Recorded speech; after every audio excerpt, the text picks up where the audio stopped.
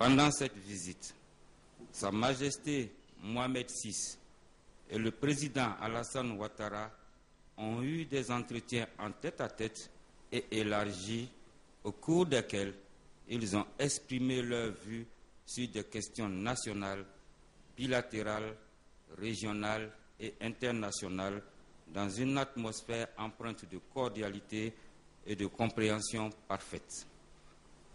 Ils ont souligné la nécessité de renforcer le cadre institutionnel de leur coopération par l'organisation de la 5e session de la Grande Commission mixte de coopération. Ils ont, à cet effet, entériné les résultats des travaux de leurs ministres sur plusieurs questions de coopération, à savoir le mémorandum d'entente entre les ministères des Affaires étrangères, l'accord sur l'encouragement et la protection réciproque des investissements, l'accord de coopération en matière de pêche maritime et d'aquaculture, l'accord relatif aux services aériens, la convention relative à la formation professionnelle dans le domaine du tourisme, l'accord en matière de protection civile. Plusieurs projets d'accord dans le domaine de la coopération bilatérale, à savoir les questions politiques et de sécurité. Le président Alassane Ouattara a fait part à Sa Majesté Mohamed VI des progrès réalisés dans le processus de réconciliation nationale et de reconstruction en Côte d'Ivoire. Pour sa part, Sa Majesté Mohamed VI a salué le retour de la paix et de la stabilité en Côte d'Ivoire et a exprimé son soutien au président Alassane Ouattara, au gouvernement et au peuple ivoirien pour leurs efforts dans la reconstruction et le redressement économique du pays.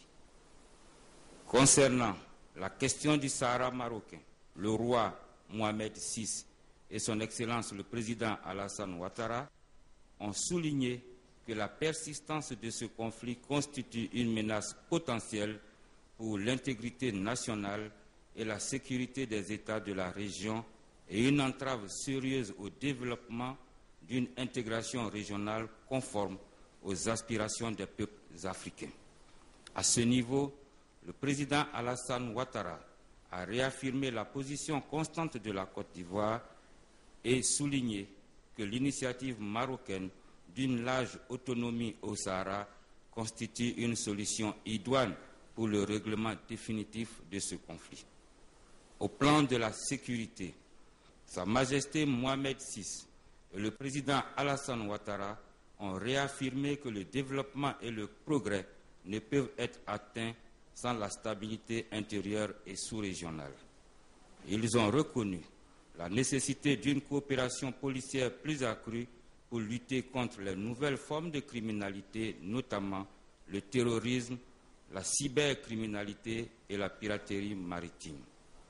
Au plan économique, du commerce et des investissements, les deux délégations se sont engagées à renforcer leur coopération dans les domaines ci-après à forte potentialité: commerce, industrie, eau et forêt, ressources animales et halieutiques, mines, pétrole et énergie, transport, éducation, culture et francophonie, promotion de la jeunesse et sport. En ce qui concerne les projets d'accords spécifiques de coopération, Sa Majesté Mohamed VI et le président Alassane Ouattara ont noté que les deux pays ont échangé plusieurs projets d'accords de coopération. La Côte d'Ivoire a soumis au Maroc des projets d'accords dans le domaine de la justice, du tourisme et de la décentralisation.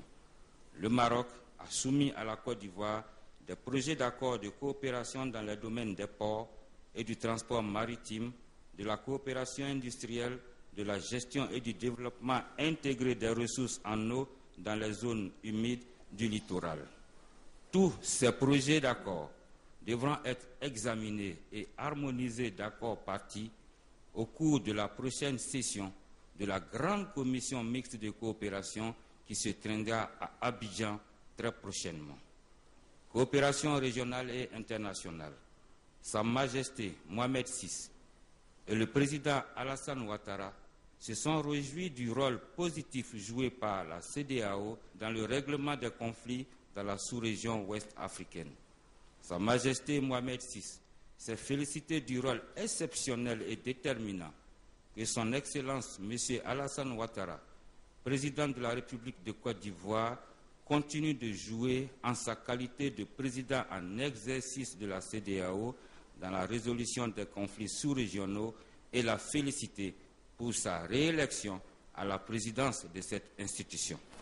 Au plan international, Sa Majesté Mohamed VI et le président Alassane Ouattara se sont félicités de leur convergence de vues sur les questions multilatérales et ont convenu d'harmoniser davantage leur politique au sein des instances internationales et des organisations régionales et sous-régionales. Sa Majesté Mohamed VI, roi du Maroc, a exprimé à son Excellence M. Alassane Ouattara, au gouvernement et au peuple ivoirien sa profonde gratitude et ses sincères remerciements pour l'accueil particulièrement chaleureux et fraternel, ainsi que pour l'hospitalité authentiquement africaine et les précieuses marques d'attention dont lui-même et la délégation qui l'accompagne ont été l'objet. Il a exprimé sa conviction que sa visite en Côte d'Ivoire contribuera à renforcer davantage les relations étroites, fraternelles et séculaires qui existent si heureusement entre les deux pays. Sa Majesté Mohamed VI a réitéré son invitation à son Excellence M. Alassane Ouattara à effectuer une visite officielle au Maroc. Invitation qui a été acceptée et dont la date sera fixée par voie diplomatique. Le Royaume du Maroc et la République de Côte d'Ivoire pour une politique de coopération multisectorielle. C'est dans ce sens que juste après son arrivée à Abidjan ce mardi 19 mars 2013, dans le cadre d'une visite officielle, le roi du Maroc Mohamed VI a pris part avec le président de la République de Côte d'Ivoire Alassane Ouattara à une cérémonie de signature d'accord au palais présidentiel. Accord paraphé par des ministres techniques des deux délégations. Au nombre des signataires côté ivoirien, les ministres des Transports et des Ressources animales et halieutiques. Dans le cadre de cet accord, nous avons privilégié le volet formation parce que notre souhait, c'est de permettre à ce que désormais nos agents puissent disposer d'une formation assez adéquate, puisque nous parlons de science, nous parlons d'évolution dans le domaine de la pêche maritime. Et donc l'objectif de cet accord aussi, c'est de faire prévaloir cela. Nous sommes en train de lutter contre les pêches illicites, non réglementées et non déclarées dans nos eaux. Et nous pensons que c'est de façon concertée que nous pouvons lutter contre cette pêche-là, parce que nous avons fait le constat que des bateaux pirates sans moyen de disposer de licence de pêche, viennent pêcher dans nos eaux. Et avec cet accord, nous allons renforcer cet acquis. Et vous savez que le Maroc, en la matière, est très avancé. L'accord que nous venons de signer, c'est un accord pour le développement des relations économiques, notamment au niveau du transport aérien. Vous savez que Royal Air Maroc assure déjà des vols quotidiens sur Abidjan. Il s'agit maintenant de leur accorder une 5e liberté pour que, ensemble, nous puissions développer les vols et que notre compagnie nationale puisse desservir le Royaume du Maroc. Outre les secteurs du transport aérien ainsi que de la pêche et aquaculture, ceux du tourisme, de l'investissement, des affaires étrangères et de la protection civile ont fait également l'objet de signatures d'accords.